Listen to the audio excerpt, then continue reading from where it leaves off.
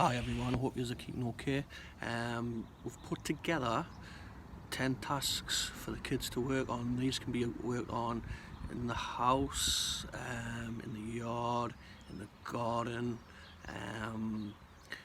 Parents can join in as well. So we've put together, there's a range of ball manipulation, dribbling, running with the ball, change direction, some passing involved with what we've done as well. Okay, so dead simple, but I mean, if you follow them all, working throughout the lot, we should be aiming for about 1,000 touches. So whenever we set up a mini minors session for the year ones, I always have a baseline of 1,000 touches per session. I mean, that's a bare minimum. There will be sessions that we hit 3,000 touches quite easily, but as a bare minimum we always look for 1,000. I mean, if you only got 20 minutes, then fair enough, you might only get 200-300 touches in there, but we need to focus on repetition. That's the main thing, especially for the year one, for reception year one children in mini minors, is repetition. Okay, so that has to be the main focus.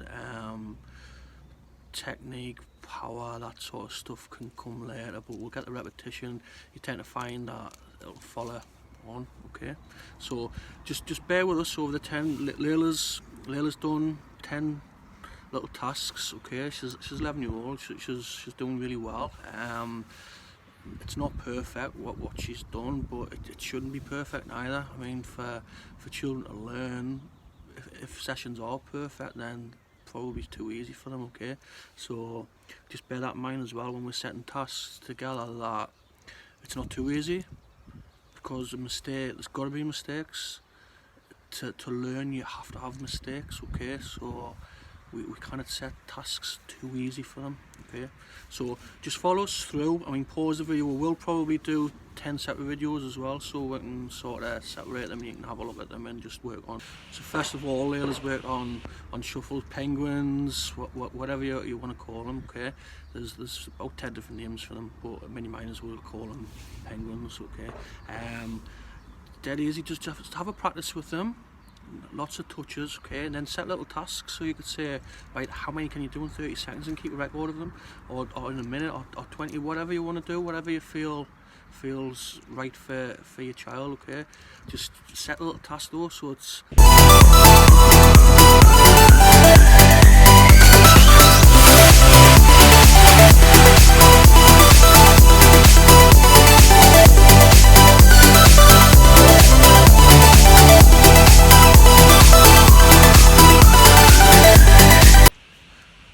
this one's toe taps.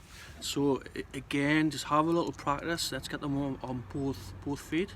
Okay, but then set competition. So maybe 20 seconds, 30 seconds, a minute. Write down how many they can do, and then try and improve on it. But look at how the ball. So we don't want the ball moving.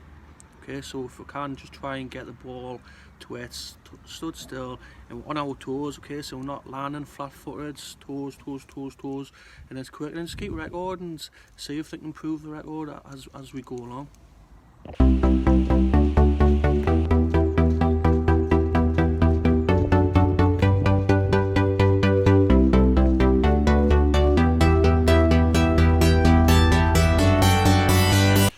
Next one's a basic ball and wall exercise. Okay, if you haven't got a wall, look for a fence, some sort of rebounder, or even just get the child to pass to yourself and pass it back. Okay, dead simple. But let's look at playing, touching as many touches as we can. Okay, so using both feet. So go on the right foot, on the left foot, and then trap the ball as well. So in tiny minds we'll call it Buzz Lightyear. So when the ball, trap the ball, and then again just put a competition element into it. 30 seconds or a minute, how many touches can I have? And it's about getting as close to the wall as possible. Repetition's key. It's not about kicking the ball from 10-15 yards and getting loads of power. Okay, the power will follow. There's repetition, and then looking at the side foot. Okay, and getting some good passing in there. But again, it's competition.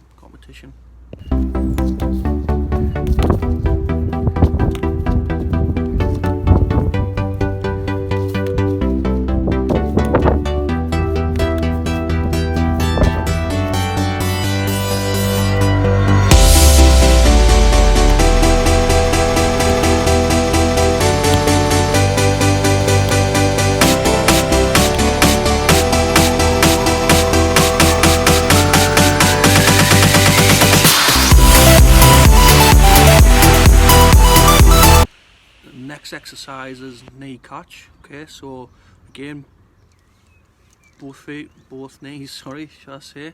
And you're looking to hit the ball on your knee and catch it into your chest, okay? So a bit of coordination and working a lot on balance as well, and it helps with aerial control in the future, okay? So it's something I'm working on with Layla at the moment. She's doing a lot. At the minute she's doing probably a week 1,500 touches and aerial control, and she's doing 1,500 to 2,000 keep-ups a week at the moment as well, and the improvement that she's had from this, I think this is the third week we've done it. It's fantastic. She's improved so much by doing it. Again, it's just repetition. So knee catch, and then put an element of competition in there. 30 seconds, play against yourselves as well, see how many you can do, get the parents involved, so you keep a record of yourself and see yourselves improving. Okay.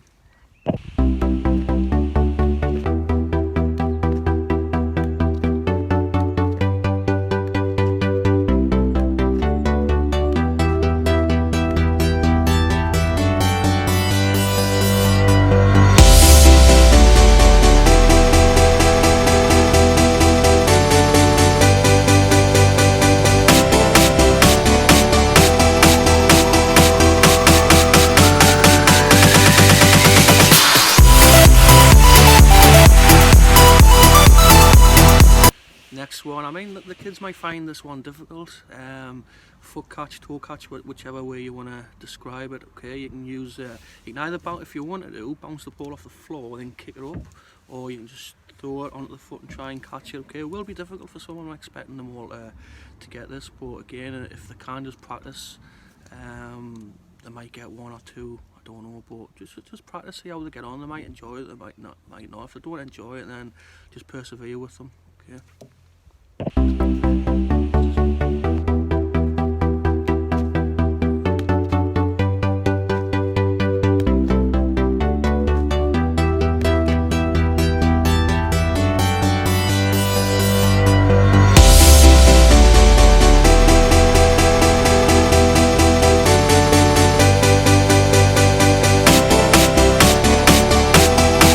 The next one is toe to heel.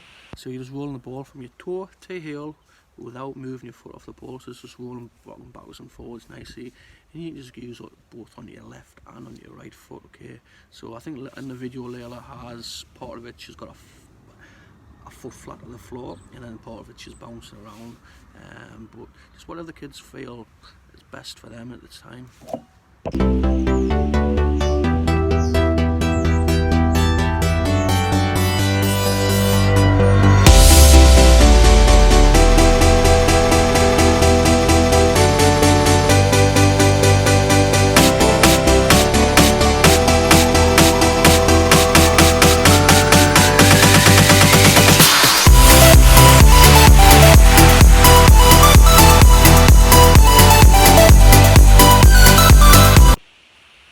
The next one we have here is one of our favourites at mini minors, so we call it either bomber man, bomber girl. Okay, normally there might be 15-20 kids playing at any one time. Okay, but the principles of the game is small area.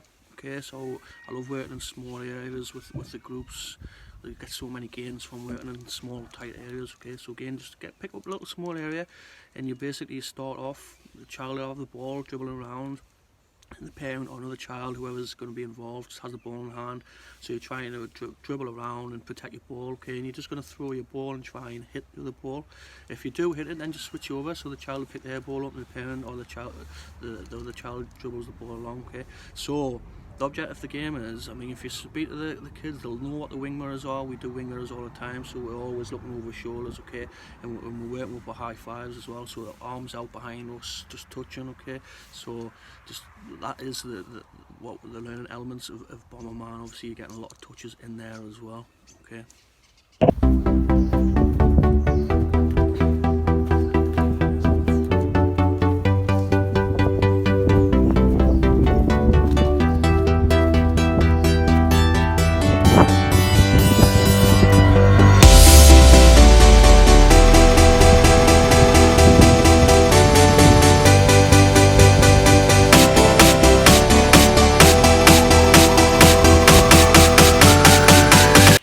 The next one's a dribbling exercise. dead basic, okay, but it's going to progress into 3 levels, so you'll see the next couple of videos of where we went with it. So you're just going to dribble on cones. If you don't have cones, use tins, toilet rolls, whatever you have. You can put t-shirts, make them round, okay. So you just start off in a straight line, just dribble in. I mean, if you see Layla's video, we've used quite a tight space, so there's not much space in between, and you may want to make the gap a little bit bigger for them to dribble around, okay. But you're just going to go around, starting off on your strong foot, and then just practice on your weak foot as well, okay. So it's as much practice as we can on both feet.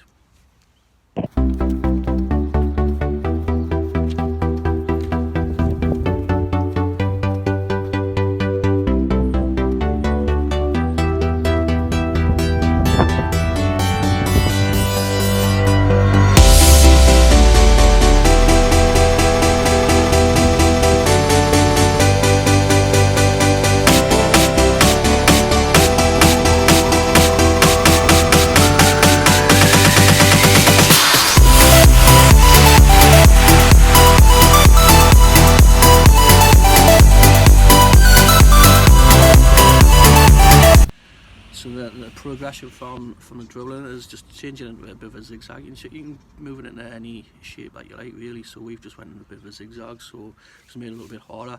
So we're just looking at the change of directions, and again using both feet as well. So let's put plenty of practice on both feet.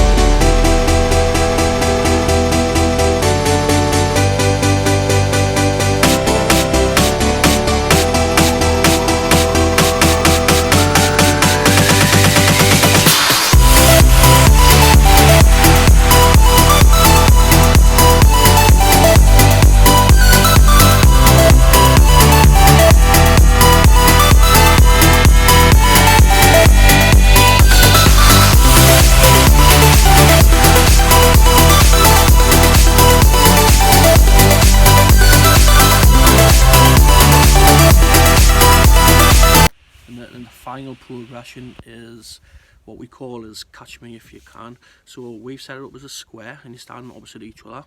So you're chasing each other, so you're both trying to catch each other, and then eventually one will catch up with the other. So a lot of run with the ball and a change of direction. So once you've done it one way, then change it back around. So go clockwise and then go anti-clockwise, and then we've went into a bit of a triangle after that. So we've changed the shape of the course. Same principle, clockwise, anti-clockwise. But I mean, you can put it in a circle, any shape that you like, really, anything that you want to work on, that you think the children need to improve on, then just change it any shape that you want to, really. In the last bit that we've done, we've put obstacles in the way, so we've put bits of cones in there just to make it a little bit harder. So we've got to start getting our head up a little bit and looking a bit further forward than what the ball is at our feet, okay. So it's important that when the children do dribble eventually, that they are with the head up, okay. You don't ride your bike with your feet looking at the pedals, okay. You're looking straight ahead. Same with the ball. So plenty of practice with the ball, and eventually we get the heads do.